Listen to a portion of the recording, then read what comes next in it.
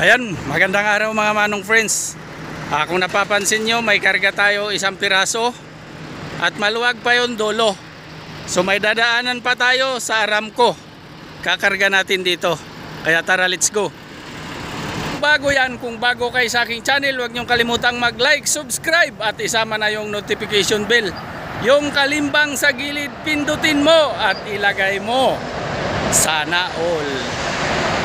Ayan na po mga manong friends, dalawa na, tara, let's go. Nandito na ako sa Aramco, tapos na tayo. Kuman dito sa Aramco, may kasama siyang driver, yung naghatid sa isa na yan.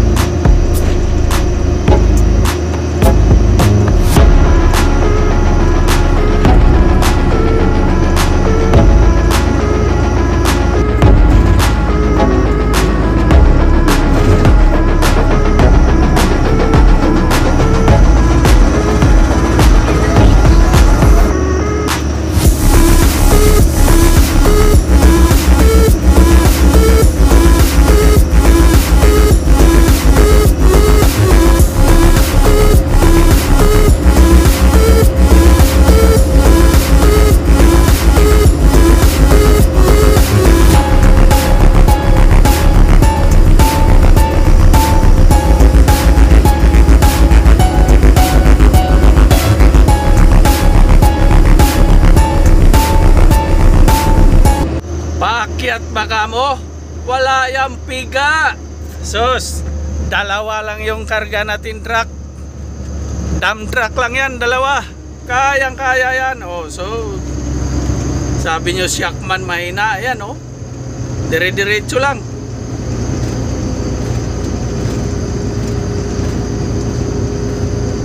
Oh, di ba? Panis. Hindi nga nakapag-change gear eh.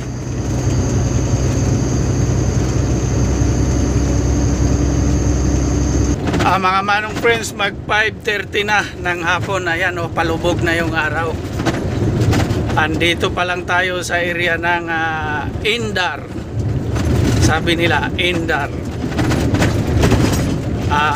Ito yung shortcutan galing Bakik, patagos ng Riyadh Road.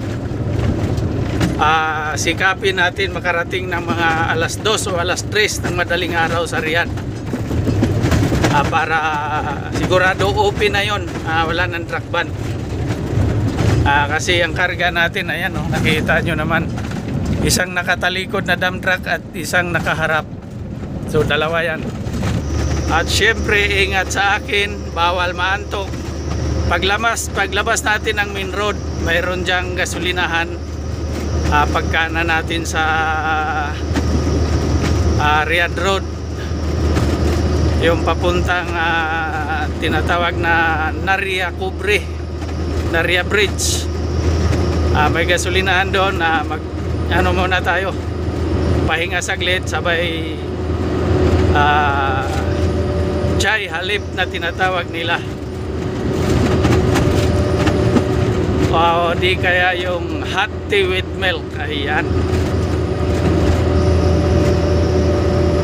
para makarelax tayo ng kundi, tapos hata ulit diretso na ng Riyadh. So doon na tayo maghapunan.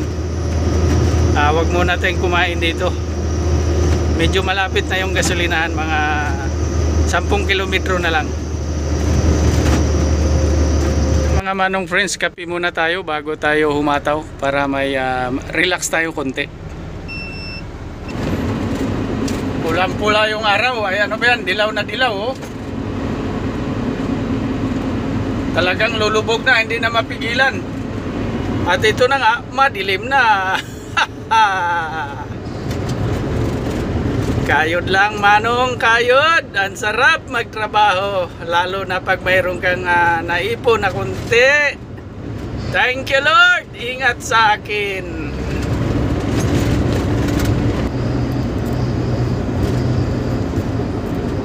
Parang ang sarap pagmasdan, no? Ayun, kamera, oh. Yan, oh.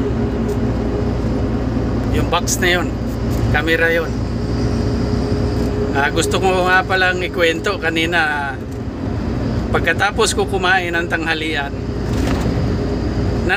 dito na ako, nakaupo na ako, paalis na ako.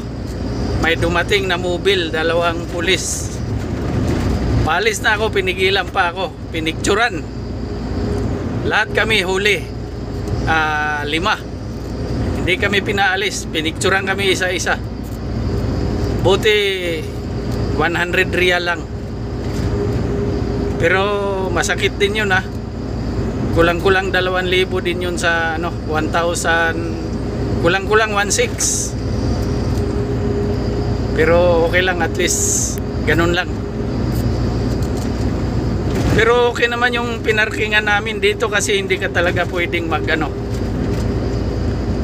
pwede kang makiusap pero hindi yung katalo. Wala.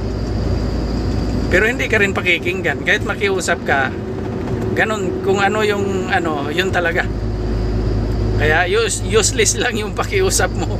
Kaya ako, hindi na ako bumaba. Yung mga ibang lahi nakiusap talaga pero wala, hindi pinagbigyan. Picture kami lahat. Mamaya tumunog na yung cellphone ko. Mayroon na akong violation. May babayaran na ako. Ay, buhay tracking talaga. Ayan, good morning mga manong friends. Kagigising ko lang. Pero galing na ako sa nagtoothbrush na ako, hilamos. Wala lang munang ligo-ligo. Mamaya na tayong hapon maligo pagkatapos magdiskarga. Kasi pagkatapos diskarga, pupunta pa tayong warehouse. Magtatanong tayo kung meron bang mga spare part papuntang Damam. Yun, ibabaklod natin. Kung wala naman, mag-abang tayo kasi yung diesel mamaya pang hapon. So mamaya pa tayong hapon mag-diesel. Pupunta pa tayo dun sa kabilang kampo. Kasi dito sinarado na, binawal. Lagi silang nahuhuli. Doon tayo magpunta sa kabilang kampo. So abangan nyo na lang mamaya.